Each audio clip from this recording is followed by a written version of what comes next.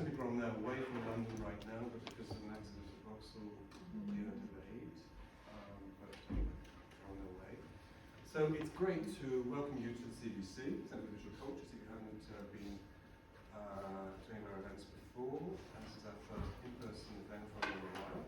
I think for actually 3 years for a big kind of talk. And it's our first event of some term. I'm delighted to have Dr Jules O'Dwyer from St John's College, Cambridge, to give a paper. I should just say that this is sponsored by the Digitalisation of Film and Television and Screen Studies. So they are supporting the event. And there I must thank Jules, because in fact, Jules, you are behind all this. It wasn't as though we invited you, actually we did, but in fact you nominated us in order to give this talk, and you won a prize, effectively an award from BAFTSS, or BAFTSS, right. And this is a new connections program for early career researchers. So we're really delighted that you chose us, and it's great that you can make it. Just want to say a couple of things about Jules then. So Jules from the University of Cambridge did his PhD there, and was awarded it in 2021, correct? On sex and spatiality in French cinema. And you're, among other things, the co-editor of the film journal Royal Picture, which is, if you don't know, it's a fantastic, very idiosyncratic, if I can say that, very special film journal, not like any other film journal around, which is great. You published already wildly, I was going to say, widely on French cinema, and you are working on a book which is forthcoming with University of Minnesota Press. And the title for that, just to be sure I have this right, is Seduction of Space in French queer cinema. And that's coming out soon? Yeah, next 18 months. 18 months. And you've already published a number of articles which are feeding into that project, which is very exciting, eagerly awaited. You also are involved in another project on cinemas hotels, and it's for a book project, in fact, and you're drawing on that project for our talk today. So with no more ado then, the title of Jules' paper, Cinemas Hotels, from Postcolonial Hospitality to Paris Syndrome. Jules. Thank you. Thank you, James, for such a warm introduction. And as you said, James, it's a talk that takes place kind of under the aegis of BAFTSS New Connections grant.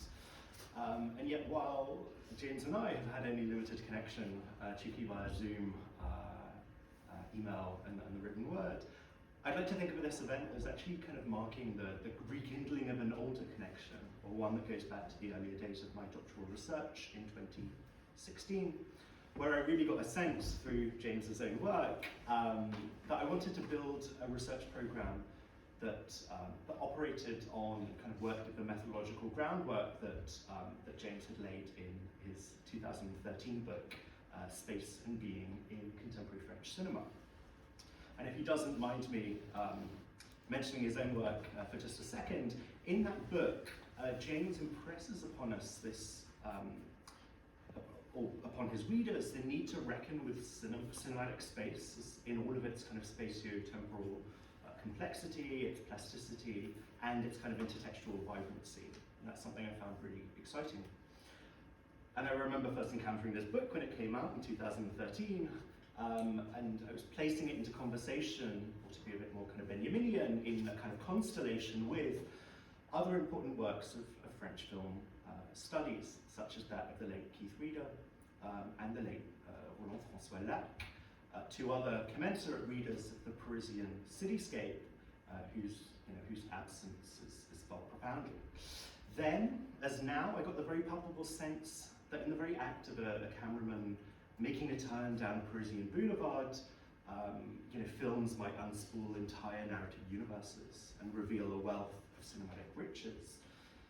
To follow characters wandering down the streets of Paris is, in some sense, always already to partake in this kind of promiscuous traffic of cinematic intertextuality. And so to invoke a statement or really a wager from Keith Reader, and one that I really hope to make good on today. Quote, any consideration of how Paris is depicted in the cinema will necessarily be an intertextual one, end quote. Or, to put it a little differently, cinephilia and topophilia are kind of deeply imbricated and sometimes even consubstantial. So, in rereading the introduction to Space and Being as I took the train up to Egham today, I was actually struck by its preface, in which James names some of the cinemas that he's encountered across the world, and makes a case for the singularity of these kind of pleasurable cinematic encounters. As you can see here, I confess I've happily dozed off at the cosy historic splendor of the Ranelagh in Paris during a Duras retrospective, cranked my neck at the strange angle of the screen at the Renoir in London. I know that's now the curtain, but I think there's still kind of room for a class action lawsuit there. And I'm trying to think of other examples. Gaze awestruck at Tati's playtime in the vast ornate surroundings of the Castro in San Francisco, etc. He's really getting to the core of his argument, which is that, as we see slightly lower down, cinema is very specifically and above all the concrete existential experience of space that connects the public cinematographic cocoon, the world projected onto the screen, Bazin's window onto the world, and the individual realm of sensory and mental perception. And to offer a point of connection to my own topic today, I guess I was struck when rereading this earlier on of this suggestive link between cinema, travel, and place. It's there in the first line of the book. And not just in the association between the kind of profilmic realm and questions of world making, an idea that I think has gained a lot of traction in recent years, but the actual stuff of spectatorship, the material and social conditions of watching film, the ipseity of space and place itself. And here I, like James, find Roland Barthes' admission that, quote, je ne peux jamais, par mon cinéma, m'empêcher de penser salle plus que film, or, in English, when I hear the word cinema, I can't help thinking about a film theatre rather than films themselves. This is something I find particularly resonant. So when we're reading this passage in light of my current research agenda, and really agenda in the fullest sense of that word, I thought, well, hang on, I know of another aesthetic space, a space of leisure that we can encounter all across the world, which might contain either the thrilling charm of difference or the anesthetizing dullness of sameness. And that space is, of course, that of the hotel. And as I lingered with this passage, and with Williams's cinematic travel itinerary and re-encountered it afresh for the first time in a world that's now since been marked by the COVID pandemic, I was struck that there were some really interesting parallels, new connections as it were, between the shifting value that we ascribe to spaces when they're in peril. Locked down in our houses or our domestic interiors for so long, I was increasingly drawn to the allure of the cinema. Locked down in our houses and our domestic interiors for so long, I was increasingly drawn by the allure of the hotel room. And in both of these statements, which I understand together, we kind of find a damning indictment of the impoverished conditions of home cinema viewing, but also of the home tout court, if ever there was one. So if cinephilia thrives, paradoxically and parasitically, on myths of its own death, then I guess I'm interested in the aesthetic reevaluation of the site of the hotel in a time when it too feels in a state of perpetual crisis. So as the proverb goes, video killed the radio star, Netflix killed the cinema, and Airbnb killed the hotel. Anyway, that was a kind of prefatory throat clearing before I get to the meat of my talk today. So today I want to talk about a second book project that I'm undertaking at the moment, which offers an account of cinema's pronounced affinities with the hotel. The project mines a purposefully eclectic corpus of cinematic texts, ranging from the work of Lila Alviles to Liliana Cavani, from Andy Warhol to Apichatpong, Where is Ethical, And it also traces particularly privileged filming locations across the history of cinema, such as New York's Chelsea Hotel. And in the case of the Chelsea, which I'm writing about at the moment and kind of have it in my mind, you can rest assured that this, this cinematic travel guide, through the space of the Hotel Chelsea, is a real kind of wild ride, and one that has taken me from early documentary through to underground film, from the cinéma du look of Besson through to contemporary J-horror. And by sifting through this diverse range of material, I really hope to make sense of both how and why the institution of the hotel, as well as its diminutive cousins, hostels, motels, etc., holds such a strong purchase on the cinematic imaginary. So in addition to building out of James's aforementioned work, I see this book as contributing to a growing body of space-based approaches to film and media. One of these examples would be Pamela Robertson Wojcik's apartment plot. And that book's very title encourages us to identify in this word plot a kind of double valence, referring at once to the shape of a narrative, as well as a territory that's marked, that's carved out, and destined to become real estate. And as I learned recently, interestingly for my own purposes, this same rhetorical move is one that's actually made by the architectural theorist Rem Koolhaas with regard to the hotel, as you can see in a second quote there. Another key text of note is that of John David Rhodes, my former supervisor, whose Spectacle of Property offers an account of the, quote, ambivalent but powerful pleasure we take in viewing private property on screen, end quote. So my thinking is strongly guided by this joint conviction, I think one shared by Williams, by Wojcik, and by Rhodes, that we ought to consider film settings as much more than the mute backdrop against which a given film's narrative transpires. Rather, these spaces and settings actively scaffold and structure and catalyze stories themselves. Now, there are many stories that cinema can tell us about hotels, and I'd like to think that, had you arrived into the room slightly earlier, you might have been given the key to another hotel narrative, plucked from a suite of still emerging stories. So given the kind of arbitrariness of assignation, I very much want to start at the beginning of my project. And I want to risk tarrying the anecdotal to evoke a time in which the idea of this book was still very much crystallizing in my mind. This is section 1 out of 2, I can't sleep. So, ideas often sprout into being when we can't sleep. For it is when we know that we should rest, switch off, that we enter a state of restlessness in which even the most insignificant of details feels somehow charged, freighted with surplus meaning. In this state of mind, minor details become magnified.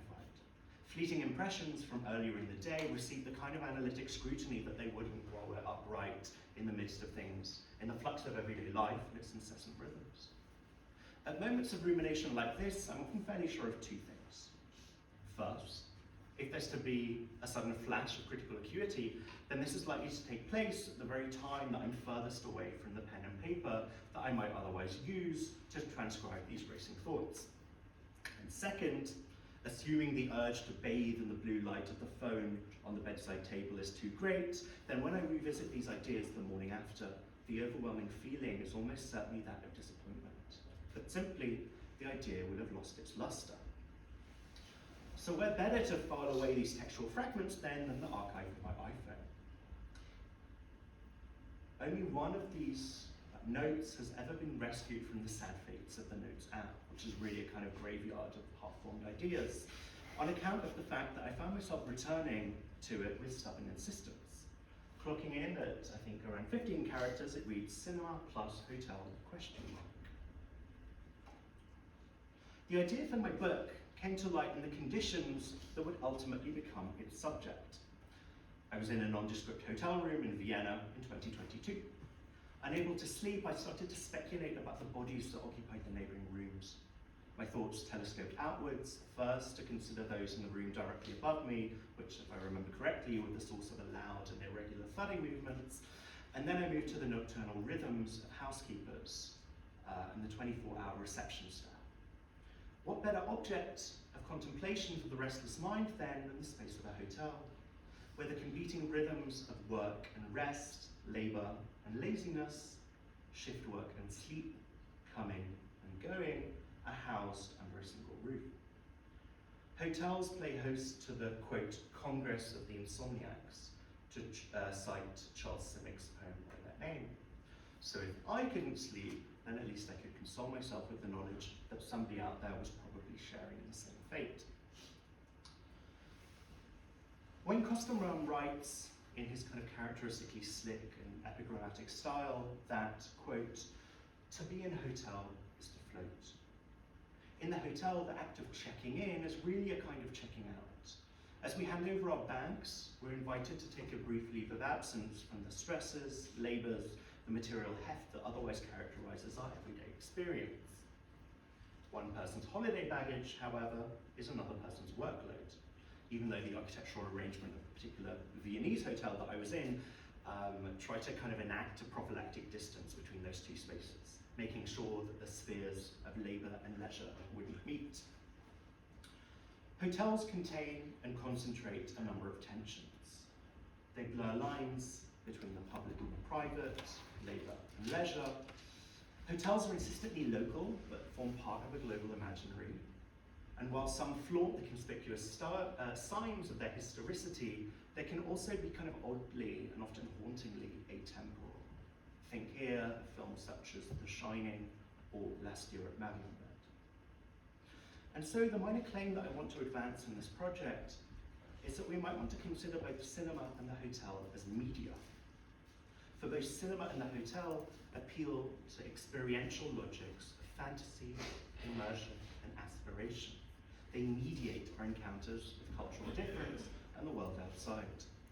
Either the universe is contained within the prothomic image, which Williams, drawing on Henri Bazin, turns the window onto the world, or indeed the world that exists beyond the lobby's revolving door. By now, firmly in the grip of insomnia, my mind wandered, as it very often does, to Claire Denis' 1994 film, Sommeil, or I Can't Sleep. No doubt on account of the fact that it was set in a hotel with a similar feel to this time in Paris, and that its title kind of named the very affliction that was plaguing me at that moment. And by teasing apart the film's loose narrative threads, I started to think about the fault lines and the tensions that belie the hotel's ostentatious facade, and the work that underpins its slick operation. I'm going to play, and I'm probably going to talk over a trailer for this film, so you get a sense of its kind of visual idiom, as it were. So, Sommeil, or I Can't Sleep, is set in late 1980s Paris. More specifically, it's set in the French capital's 18th arrondissement. Denis' film signifies against the well-worn and whitewashed cliches that tourists come to associate with this Parisian district. You can all imagine it, the Moulin Rouge below, the Sacré-Cœur in the village square above, the long art historical association with the Belle Époque, and the emerging modernisms of the 20th century. The film charts the fortunes of Daiga, played by Ekaterina Golubeva, a Lithuanian emigre who moves to Paris for a better life following the gradual demise of the Eastern Bloc. Although initially lured to the French capital by a sleazy film executive with some vague promises of acting work, the reality of her day-to-day life is a lot less glamorous. She earns her keep as a chambermaid in the hotel that is run by and a friend of her aunt, Ninon, who's played by the incomparable Line Renaud. We first encounter Ninon when she's running a self-defense class for older women. And this class actually figures a practical response to a fear that was enveloping Paris at that time, the so-called granny killer, a tueur en série, who terrorized the streets of Montmartre in the late 1980s. The identity of this killer is later revealed to be the calm, gentle, queer-coded man named Camille, played by Richard Courcey, who also rents a room in Lyon's hotel. Originally from Martinique, Camille turns tricks. He moonlights as a drag artist in a subterranean cabaret, and he robs and kills elderly women with increasing frequency following his recent HIV diagnosis. All this is to say, there's a kind of string of sensational descriptors and signifiers that clings to Camille. As with the real-life Thierry Paulin, upon whom his character is based, he's an avatar and a kind of cipher for an overlapping set of anxieties stoked by the political right in France at the time. Yet, in a markedly unsensational manner, J'ai pas sommeil, or I Can't Sleep, explores the interlinked trajectories of these two hotel dwellers, Degas and Camille, both of whom are trying to eke out a precarious existence in a hostile political climate. And through the film's kind of elegant dance between these characters and its aleatory structure, Denis choreographs the errant trajectories of these two characters, inviting us to think about the tenuous and to the kind of Nancian scholars in the room, the kind of inoperative forms of community that are formed through a shared sense of estrangement. Now, somewhat in spite of the magnetic and ethereal presence of Degas and Camille, I've often been struck by the ambivalent space that the hotel occupies at the film's absent centre. It's a contradictory space of political refuge and arduous labour, one of psychological opacity and voyeuristic transgression. And in I Can't Sleep, the space of the hotel scaffolds the film's narratives in ways that I think we should are worth dwelling with here. First of all, the hotel catalyzes relationships between strangers. They encourage the kind of unbidden intimacies that are fodder for the cinema. So when we stay in a hotel, we never know exactly who's sleeping in the room next door to us. And while the resident chambermaid Degas cleans Camille's room, she comes across a series of black and white photographs that reveals his second life as a cabaret dancer in a drag bar. She'll then come across a suitcase of cash that points somewhat obliquely to another aspect of his double life. While the picture that she paints of him is necessarily partial, every item discarded in a hotel bin or strewn on a hotel floor is capable of telling a story. And here I'm reminded of your own Lilio and Roland's brilliant essay on Sophie Kell's hotel project, which is really reckoning with this the same project. I think it's what Michael Sheringham calls a kind of proximate ethnography that can be gleaned through little details of ephemera from daily life. If hotels throw strangers together into chance arrangements, as Costenbaum writes, perhaps it's little surprise that these dwelling spaces have often played a crucial role in the dramatic arts. Just consider the inns that populate the genre of the Comedy of Errors, a space whose multiple adjoining rooms are ripe for enacting the transgressions, missteps, and social errors that lend the genre its name. This is surely a precursor to the multi-plot hotel narrative. Think Lost in Translation, or think The Grand Hotel, or even Jim Jarmusch's Mystery Train. My second point here is that the space of the hotel sets the stage for Denis' exploration of labour relations. The film, no doubt, pays attention to scenes of manual labour, of Degas cleaning rooms, scrubbing wash basins, and, as we can see here, vacuuming rooms with a cigarette in hand, which is much to the annoyance of her colleagues. By bringing on screen the very forms of manual labour that mainstream cinema habitually screens from view, and here I'm nodding both to the work of Stanley Cavell and that of Jean-Luc Comolli, both at once, we're enjoined to think about how such work typically falls to those marked as foreign. The hotel and the cinema, I think it's worth saying, are heavily reliant on invisible labour in order to ensure the smooth running of their operation, to sustain the promise of ease and effortlessness. And third, to address the political context in which Denis is intervening, the hotel's lexical, etymological, and symbolic associations with questions of hospitality brings into view a whole host of polemical questions that resonated with a particular force in modern France, the modern France of the film's context. The question of hospitality was a hot issue around the time of the film's release. In 1995, which is to say almost a year after, the French philosopher Jacques Derrida would pen one of his most influential essays on the subject of hospitality. And here he sought to describe a foundational tension between what he calls an ethics of hospitality, which is to say an imperative to unconditionally welcome the stranger to one's own house, and a politics of hospitality, which is to say welcoming strangers within the context of finite resources, with strings attached. And the task of reconciling this emerging tension was, of course, crucially important when grounded in the context of greater European integration in the early 1990s.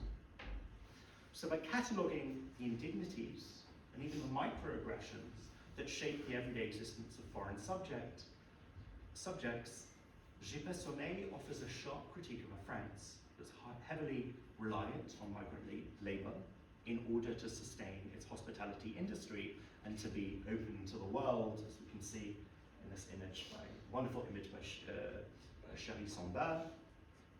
Yet by centering the plight of the immigrant housemaid Daiga and the maligned post-colonial avatar Camille, the film discloses the hollowness of the same promise. Derrida's framing of the hospitality debate, however incompletely and kind of rudimentarily I present it here, is, I think, instructive as we start to elaborate a theory of the hotel that accounts for its strained relationship between ideas and ideals of hospitality. Is the hospitality industry, much like the culture industry, a contradiction in terms? Can conditional hospitality, a form of generosity underpinned by commercial imperatives, ever truly exist? Cinemas Hotels, I hope to suggest today, offers very fertile ground for thinking about the ethical, political, and aesthetic dimensions of these questions. Cinema plays an important, but I think curiously overlooked role in shaping and sustaining the tourist imaginary. The medium makes vicarious travelers of its spectators, fueling our desire to know and encounter the world. And this, I think, is what Williams is getting at in the opening quotation. But to be a little bit more literal, film-induced tourism is a rapidly growing industry that shows little sign of abating. But what happens when the cinephile's expectation do not meet the tourist's reality? What happens when the passage from real, R-E-E-L, to real, R-E-A-L, is something that the cinephile pilgrim experiences as an intense disappointment? There is, of course, a name of this phenomenon, for this phenomenon, and one that returns us somewhat conveniently to the well-trodden ground of this paper. We call it Paris. This toponym describes the disorienting effects when the reality of a place do not meet one's prior expectations. Such expectations, I think it's worth belaboring, are often influenced by cinema. Now, while I'm all too aware of the risks entailed in kind of fetishizing realism as a kind of redemptive aesthetic or political principle, I've often been struck by Denis' attempt to capture something of the real Paris. As a former resident of the neighborhood in which this film is set, I recognize something of its feel. I Can't Sleep provides an antidote to the kind of saccharine view of Paris, Montmartre in particular, that circulates in the popular imaginary and would later be emblemized in such a film as Jean-Paul Jeunet's Amélie. As critics have routinely noted, Amélie is a film that occludes the racial diversity of the 18th arrondissement in favor of an ahistorical and kind of culturally homogenous portrayal of the French capital. And yet, in the face of the film's eponymous heroine, I catch a glimpse of another character that Tautou would come to embody the subsequent year. So moving away from the doe-eyed Amélie Poulain. In Stephen Fraser's Dirty Pretty Things from 2002, Tutu is no longer the Parisian gamine, a poster girl for a troublingly untroubled vision of innocent whiteness. Rather, she embodies an economic migrant living a clandestine existence in early 2000s London. And if you're unfamiliar with the film, here she plays Sine, a Muslim Turkish hotel cleaner who works alongside Okwe, an undocumented migrant of Nigerian origin. In a cinematic twist that brings us, somewhat unexpectedly, much closer to the thematic terrain of a Claire Denis film, the two characters find themselves at the heart of an elaborate organ trafficking operation, one that involves the extraction of parts of their own body as well as those of unsuspecting hotel guests. The grim task that Sine and Okwe perform is undertaken in an ultimate hope of securing a passport and a future free from the imminent threat of deportation. Now, I'm sure this won't come as any news to any of the kind of francophone contingent in the audience today, but this film's spaces of hospitality summon up a whole host of etymological associations, which have deftly been unpacked in the philosophical writing of Jacques Derrida and Jean-Luc Nancy of the relationship between guest and host. And these associations are played out at a number of levels: the site of the body itself, the space of intersubjective relations, as well as much larger geo and biopolitical registers. The point of hotel reading is freedom to interpret, to wander, writes Kostenbaum. In the book that I'm writing, I want to invite us on a journey through the densely intertextual spaces of cinema, even if this is to risk intrusive thoughts, or thoughts of l'intrus. The sharp associative leap and generic shift from Genet's rom-com, or kind of Genet's drama, and towards Fraser's thriller brings into a very different aspect of the relationship between cinema and the hotel, kind of more squarely into view. Namely, the long association between hotel spaces and the transgression of privacy. To state the obvious, hotel industries are essentially reliant on trust, and anxieties are relayed by money. The contract seems self-evident. By placing our credit card in the hands of hotel staff, we are placing ourselves in the hands of strangers who will show us to rooms in which we might sleep, shower, have sex, generally be our most vulnerable. We hope never to learn the flimsiness of a cardboard "do not disturb" sign the hard way, nor that of a translucent shower curtain to allude to the fate that befalls Marion Crane in Alfred Hitchcock's Psycho. I had to kind of gratuitously get that in somewhere. So by staging a loose set of connections between the disappearance of bodies in the hotel and the invisibilized body of the migrant worker, both Frears and Denis invite us, I think somewhat provocatively, to consider what these seemingly disparate logics of self-effacement might have in common. They remind us that cinema and the hotel are both media, understood in the most capacious sense of that term. Both are capable of making bodies appear and disappear with the ring of a bell or the flick of a switch. And I recognize this is a kind of discomforting, but I hope not insomnia-inducing note on which to end my reading of this constellation of films, but I now want to shift gears a little bit and think beyond any given film text to address questions of history, production, and exhibition for the remainder of today's talk. So, second section. Somewhat in spite of the ubiquitousness of hotel spaces in cinema and the film industry's reliance on hospitality, the relationship between these two realms is rarely the topic of sustained reflection. Indeed, it doesn't help that the primary text on this subject, an essay by the German critic Friede Grafe, is one that remains inaccessible to an Anglophone audience. In her 1990 essay, Die saubere Architektur in Gefahr, or in English, Clean Architecture in Danger, Grafe sketches out what she sees as a symbiotic relationship between cinema and the hotel. In the early 20th century, she notes, quote, film festivals came into being to fill empty beds in seaside resorts when they lay dormant in the hors saison, end quote. And the films that were screened at such events would themselves broadcast images of the latest, up-to-date, desirable hotel spaces. So it kind of acted as part of the hotel's promotional apparatus.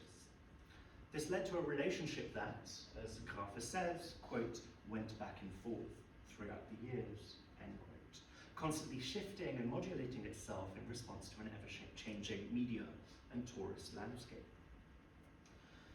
In the 1920s, Germany, for example, the Hotel Film was a short-lived film genre that was heralded by the UFA, an immensely popular production studio at the time. Graffer highlights a similar genre in post-war Italy that was shaped in part by the seemingly incidental fact that one of the country's most influential producers in the 50s and 60s, Angelo Rossoni, was also a hotel magnate. Cinema, then, has a long history of getting into bed with the hotel industry. But lest we assume that such commercially cozy arrangements would yield only substandard work, these partnerships would lead to the likes of Murnau's Die letzte Mann, The Last Laugh in Germany, or Federico Fellini's Otto e Mezzo, 8.5 in Italy. Fellini's audaciously self-referential film takes place in a number of hotel and spa resorts. Its most memorable backdrop is perhaps that of the Grand Hotel La Fonte in Anzio, a seaside harbour town south of Rome. In the film, Marcello Mastroianni plays a thinly veiled stand-in for Fellini himself, who undergoes the torturous process of creating a film from scratch. The embattled production process of the film within a film resonates with a deep-seated kind of existential angst that goes on to consume and kind of ravage the director figure, and kind of it slowly chips away at any notion of a kind of neat and kind of self-contained diegetic space. It's a kind of mise en abîme in the film. In the film, vacant hotel spaces are used to great expressive potential. Through the use of low-angle camera shots, the immense scale of the Grand Hotel will dwarf human bodies that inhabit them, as does the kind of scaffolding of the film sets against which bodies later in the film will also appear. If Otto e Mezzo alerts us to the obvious but overlooked fact that cinema is conceived and produced while directors, actors, and industry professionals are quite often housed in hotels, then the Coen brothers, in their 1991 film Barton Fink, would offer an important qualification. Hotels are also spaces where film scripts go to die. And while the relationship between cinema and the hotel over the course of the 20th century, these volleys back and forth, as Graffer puts it, is too vast a topic to treat here, just a couple of examples might sketch out the broad kind of lineaments of this history. So the 1920s, as we can see in the top image, might be characterized as the time of the Grand Hotel, whose faded patina and sagging facades served as a kind of metonymic shorthand for, ancient or at least kind of superannuated social structures, a world of heiresses, aristocrats, and swindlers. And I promise we'll end with this image at the end of the talk. In the 1950s, film noir in particular would avail itself of the seedy spaces of the motel, these kind of hotbeds of vice.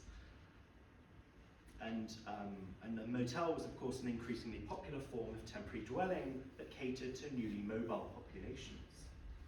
And by the turn of the century, the intercontinental hotels, or as we can see from the film still here, which is lost in translation, these intercontinental style hotels would go on to become the staging ground for the registration of what Frederick Jameson and also David Harvey would call space-time compression, and the kind of affective inertia that we'd associate with the postmodern condition. What are we to make of this relationship between cinema and the hotel as these two spatial forms evolve to this day? Well, to state the obvious, these practices evolved in ways that Carter's 1990 essay didn't anticipate. And here I recognize you've just come in time. You know, my argument is now going to kind of stray into the realm of the anecdotal, but bear with me.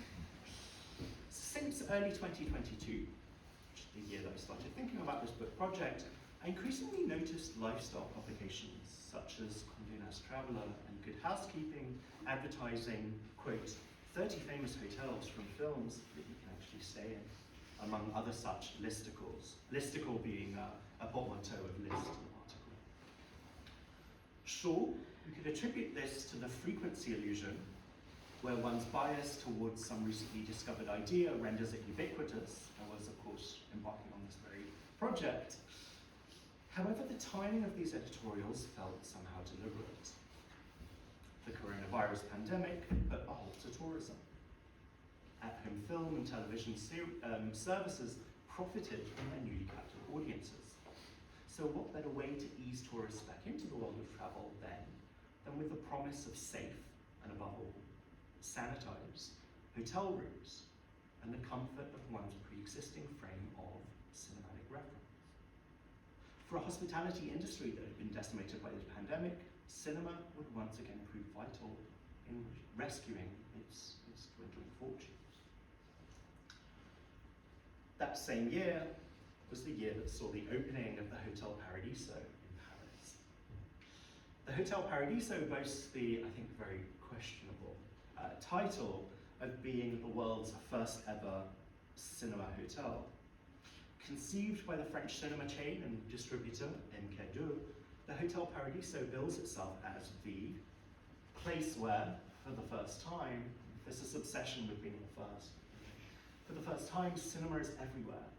In the traditional theatres, in the privacy of our own rooms and suites, transformed into streaming spaces, and even on our rooftop terrain with its open-air cinema. But what are we to make about cinema's encroachment into the privacy of our rooms, especially when such a move is made in the name of cinephilia? Bracketing for one moment the thorny question of cinephilia's relation to commodity form, I'd wager that one of the primary pleasures of cinephilia is the act of dwelling in the physical site of projection, a site of communion, togetherness, and passionate disagreement. I think James and I agree on that point. As Elena Gorfinkel and Jonathan Buxbaum have it, cinephilia names a, quote, public formation of collective energies in the space of the theatre. And the rich history of cinephilia, which I won't kind of linger on too long here, is one that will crop up again and again in the history of film criticism. From Miriam Hansen's account of early cinema spectatorship as an alternative poetic sphere within urban modernity, through to the politically charged viewing practices of this Cahiers du Cinéma group in Paris of the late 60s, even through to the porn theatres of Midtown Manhattan in the 1990s, which African-American queer theorist Samuel Delaney describes as a privileged space of, quote, cross-class intimacy, quote. So if, as I noted earlier, cinema might play a key role in reviving an ailing hotel industry, then should we not also be alert to the ways in which the Hotel Paradiso might in turn spell the death of a certain tendency, une certaine tendance, in cinephilic practices? Both the hotel and the cinema allow us to temporarily inhabit the time and spaces on our own. For a fee, they offer an escape from the humdrum of our daily existence. In his Spectacle of Property, John David Rhodes advances a compelling hypothesis. And he says, quote, in purchasing a movie ticket, spectator tenants pay for the right to occupy space in order to gaze up at a space that they can never occupy. And I think there's something kind of delicious at the level of syntax even about this kind of chiastic folding or kind of mise en abîme of spaces in relation to spaces in relation to further spaces. As spectators encounter domestic space on film, they dwell in its architecture. They covet domestic goods and interior decor. This Spectacle of Property is a vehicle for advancing a promise of ownership or of spatial mastery, though, as Rhodes good kind of Marxist scholar, cautions us, this promise of ownership is really one that we'll find to be illusory at the end. I've often wondered how substituting this word house for the word hotel might push this powerful analogy in a different direction. For a start, the abbreviated time frame of hotel occupancy more closely resembles the time that we take watching a film. And given that hotels are in the business of trading in views, the cityscape or the commons, outside its plate glass windows, transformed into a private good and a marker of exclusivity, as we see in this instance from Lila Alvilez's film, we might here find another point of consonance with the expropriative medium of film. The hotel and the cinema also shares a performative dimension. Both rely on artifice. Now this can be seen at a number of levels, ranging from the trivial to the more significant. At the trivial end, I may mention that the books that are found on film sets and those that line the shelves of oak-panelled reading rooms in upscale hotels often share an ontological condition. They're fake. More significantly, we might consider the work of front-of-house staff in a hotel as a kind of acting and a form of effective labour. Elsewhere in his book, Rhodes reminds us of how the American film industry has availed itself of the labour of immigrants and people of colour to sustain itself. The titular spectacle of property is underwritten by a hidden history of expropriation. And I think it would be remiss here not to mention the racial dynamics of, that are operative in the hotel industry, where white workers are more likely to be found in customer-facing roles, while people of colour are relegated behind the scenes. Are these not parts of the hotel's project of visual mediation too?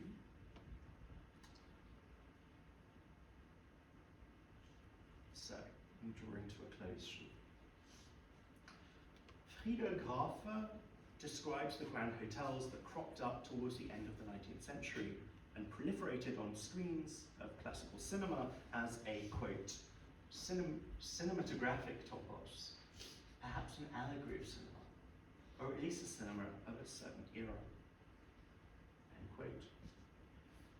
While the historically contingent genre of the hotel film, in either its German or Italian iteration, had a short shelf life, the topos of the Grand Hotel seems mutely to tell us something about modernity writ large. So as I move towards the end of my talk today, I want to return to a cinematic example, and a canonical one this time.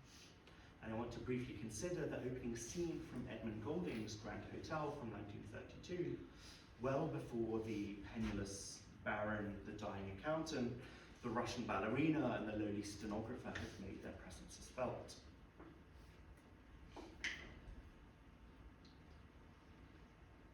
The first shot pans above a series, over a series of female telephone operators at their switchboards.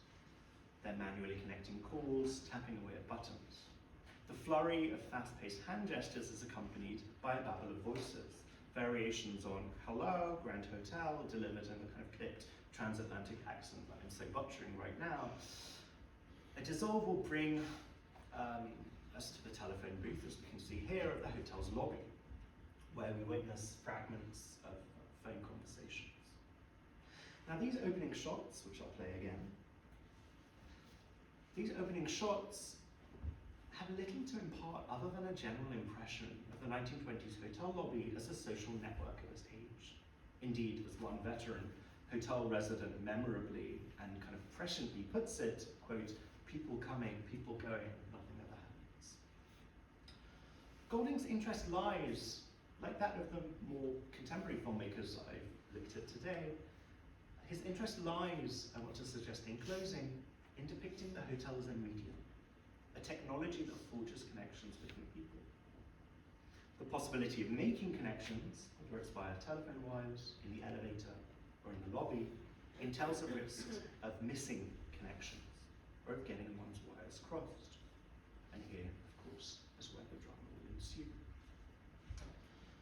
If the links between the space of the hotel and those of the cinema are not explicit enough here, Golding will go on to introduce a canted shot of the reception, the lobby, which is captured from the vantage point of the hotel's circular atrium, which strikingly, to my eye at least, resembles the kind of shape of a camera lens. Now, while it's perhaps too easy to note that a film like Grand Hotel spectacularizes the suggestive affinities between cinema and the hotel, this easiness entails a methodological difficulty. How, in a shot frame like this, are we to disentangle the hotel from the cinematic from the hotel, in order to gain a critical purchase on either term when, as we can see here, both media are knotted together, they function like a Mobius strip, and they're looped into a spiral that will drag our gaze downwards. And I want to end by stopping short of this kind of methodological rabbit hole that we seem to be peering into. But this is really the problem, the thought, and the image on which I want to end.